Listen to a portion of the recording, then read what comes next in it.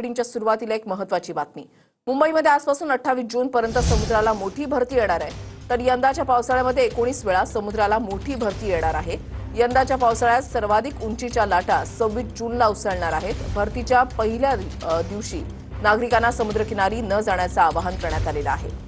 ज्या वेळेला समुद्राला भरती येईल त्या वेळेला समुद्रकिनारी न जाण्याचं आवाहन प्रशासनाकडून करण्यात आलेलं आहे। सलग 5 दिवस समुद्राला उधाण येणार आहे, मोठी भरती येणार आहे। मुंबईमध्ये आजपासून 28 जून पर्यंत सलग 5 दिवस मोठी भरती येणार आहे। विनायक डावरुंग आमचे प्रतिनिधी या संदर्भातली अधिक माहिती देतील। विनायक,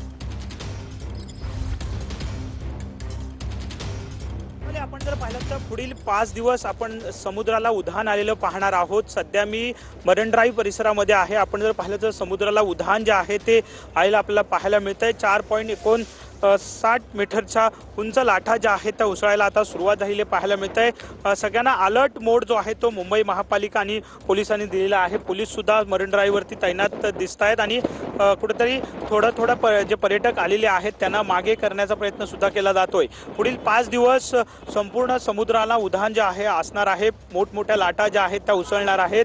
4 पॉईंट पासून 3 पॉईंट पर्यंतच्या या लाटा ज्या आहेत त्या असणार आहेत। आजची समुद्राच्या उधाणाची भरती जर आपण पाहिली तर 4.59 मीटर उंचीच्या लाटा ज्या आहेत त्या संपूर्ण समुद्रात उसळणार आहेत। आता या भरतीला सुरुवात जी आहे त्या उधाणाला सुरुवात झाली आपल्याला पाहायला मिळत आहे।